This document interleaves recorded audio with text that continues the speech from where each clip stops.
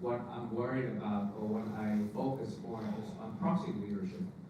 Because what's going on, the kind of challenges Southeast Asia is facing within itself and differently. You know, Philippines is probably on one thing, Laos is probably one thing, Thailand is probably one thing, or collective as well. You need to be able to strategize and execute on your own, like think on the spot, because it's quite quick, you know.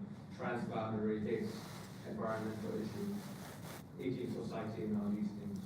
Of course, you know, you have your father behind you of all these leaders. But ability for you to cover by yourself, that's something that needs to be proven. And there's good things about it. You know, if you take an average of all these leaders of ASEAN, they're about 20 years younger. From Lee Hsien Loong to Lawrence Wong, from Prayut Chan-o-cha to Pat Hong Tan, from Duterte to Baba. You know, they're much younger, they're rookie leaders, so I think they have a chance to prove to the world that they matter, that they are relevant, and they're capable of leading by themselves, rather than proxy leadership of going back to the father every time of what needs to be done, whether it's in Cambodia, whether it's in Indonesia, whether it's in the Philippines. So it's that kind of opportunity, that kind of asset, as well as liability for these rookie leaders to prove themselves. The second question was about ASEAN and Myanmar in general.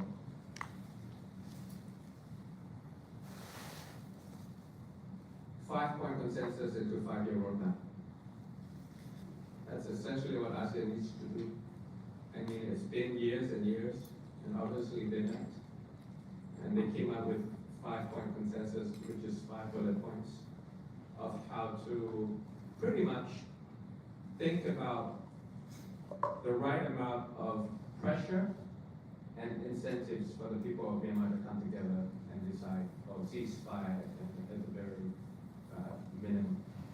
But it's been years and years and years, and the Malaysian foreign minister, Vivian of Singapore, Indonesian foreign minister of Thailand, once in a while issue statements after statements with no outcome.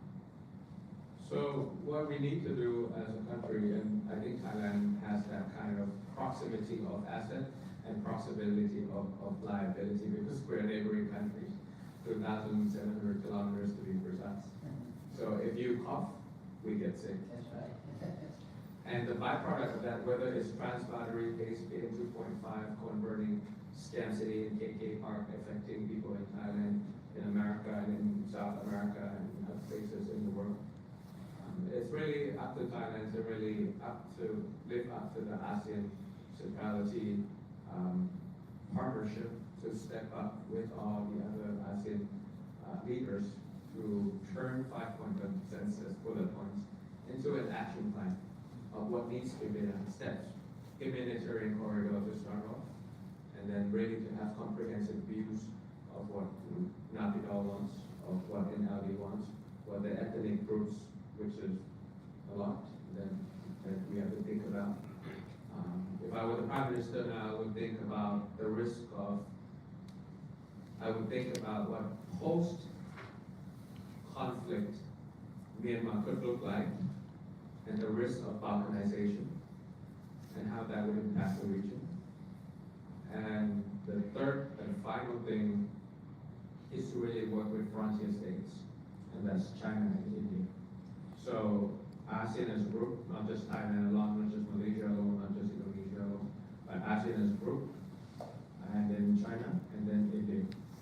If all of us combine and let the people of Myanmar decide the future of their own self-government, self-determination, what it would look like after the post-conflict, the rebuilding of the nation, I think that would be possible. But if Thailand doesn't get involved, ASEAN doesn't get involved, it becomes a transaction after transaction, because of the scam operation in Myanmar. That's when Thailand, Myanmar, and the Chinese are starting to work together on a project, and that's transaction based. But if you expand it to something else, if you leverage it into something else, I think we could find the right amount of pressure and incentive for the people of Myanmar to get together and determine their future by themselves. So I think that's